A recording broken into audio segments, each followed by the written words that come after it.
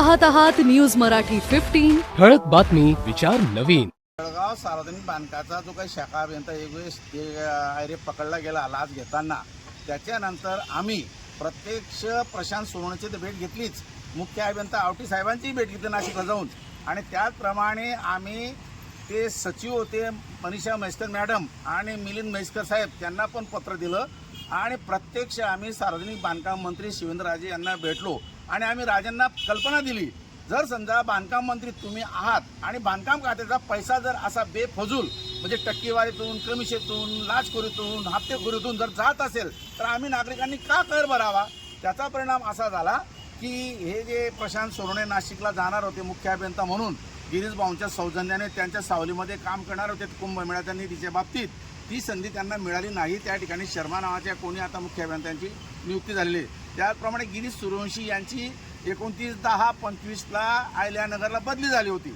इनफॅक्टमध्ये यांनी आजाराचं कारण सांगितलं आणि यांचाही प्रयत्न होता की आपण जळगावला राहावं। म्हणजे काय, जळगावला अनेक अभियंता बदली झाल्यावर पण जात नाहीचं कारण इथं खूप मोठा मलिदा मिळतो, आणि याला जबाबदार असा आहे की आमच्या जळगाव जिल्ह्यातील आमदार, जळगाव जिल्ह्याचे पालकमंत्री हे त्या भ्रष्टाचारात सामील असावे असा मला संशय येतो। म्हणून मी बायनेम सांगतो की आमदार सुरेश भोळे आणि पालकमंत्री गुलाबराव पाटील, तुमची जबाबदारी आहे।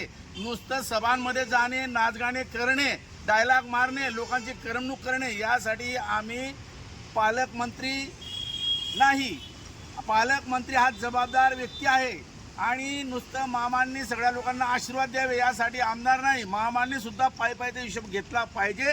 जर जशी दखल मनीषा म्हैसकर मॅडमने घेतली, मिलिंद म्हैसकर साहेबांनी घेतली, तर जशी दखल त्या शिवेंद्रराजेंनी घेतली, यांचं या ठिकाणी प्रमोशन अडवलं आणि दुसऱ्यांनाच दिलं, तशी दखल आमच्या मामासाहेबांनी घ्यावी।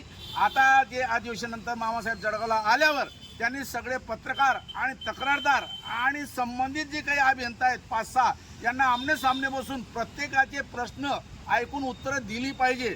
कारण हे सार्वजनिक बांधकाम म्हणजे एक अल्लाउद्दीनची गुहा आहे, या गुहेमध्ये पैसा येतो ना हजम होतो, आणि लोक अर्ज करतात त्यांना ती माहिती मिळत नाही, आणि हे फजिती करतात, फिरवतात। का असं करतात याचा अर्थ यांना चोऱ्या करायच्या आहे।